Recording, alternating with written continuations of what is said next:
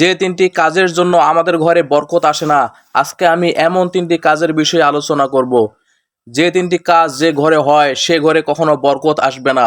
অনেকেই বলে আমার ঘরে বরকত নেই, আয় রোজগার ভালোই হয়, হাজার হাজার টাকা উপার্জন করি, কিন্তু সারাক্ষণ কোনো না কোনো বিপদ লেগেই আছে। হয় কোনো মাসে বাচ্চাদের রোগ ব্যাধি, নয়তো কোনো দুর্ঘটনা, না হয় বড় কোনো ধরনের ঋণের বোঝা লেগেই আছে। এমন কোনো সপ্তাহ নেই যে সপ্তাহে ডাক্তারের কাছে যেতে হয় না।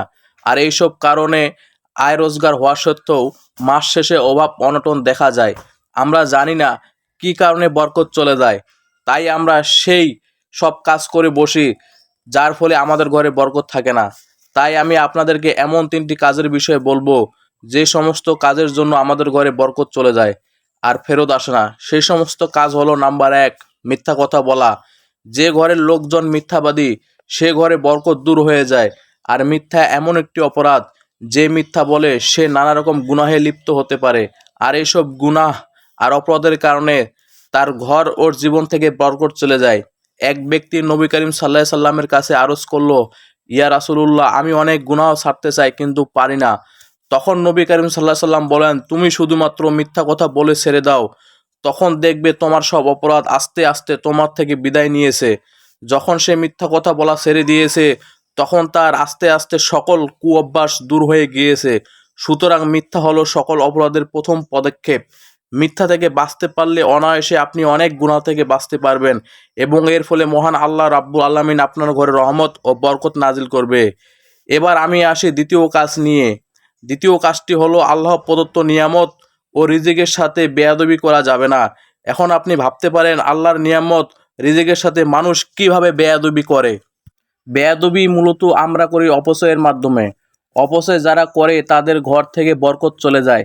আজকাল এমন হারে অপচয় বৃদ্ধি পেয়েছে যা ভাষায় প্রকাশ করা যাবে না। প্রয়োজন না থাকা সত্ত্বেও অতিরিক্ত জিনিস কিনে ঘর ভরে ফেলছেন।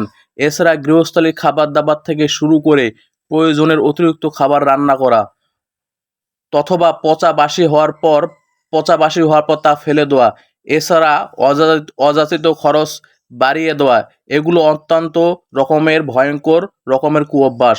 আর এই কুঅভ্যাসের কারণে ঘর থেকে আস্তে আস্তে রহমত ও বরকত দূর হয়ে যায়। তাই আমাদের প্রত্যেকের ঘর থেকে এই অভ্যাসগুলো দূর করতে হবে।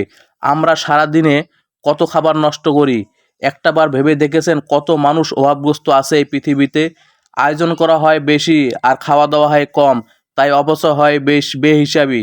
তাই আমাদের ঘর থেকে বরকত উঠে যায়। আল্লাহ তাআলা আমাদের সকলকে এই বিষয়ে এড়িয়ে চলার তৌফিক দান করুন। তৃতীয় বিষয়টি হলো নামাজে অবহেলা করা।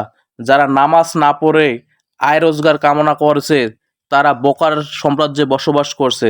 যে ঘরে নামাজ নাই সে ঘরে যত আয় রোজগার হোক না কেন বরকত থাকবে না।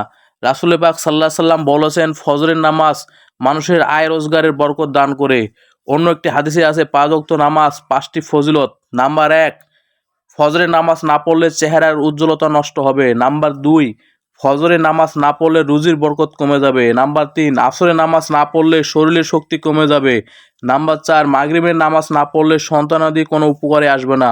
নাম্বার 5, এশার নামাজ না পড়লে নিদ্রায় পরিতৃপ্ত হবে না। তাই আসুন আমাদের ঘরে বরকত ফিরিয়ে আনতে মিথ্যা কথা না বলি, অপচয় না করি এবং 5 ওয়াক্ত নামাজ আদায় করার চেষ্টা করি। আল্লাহ তাআলা আমাদের সকলকে বোঝার ও আমল করার তৌফিক দান করুন। আমিন।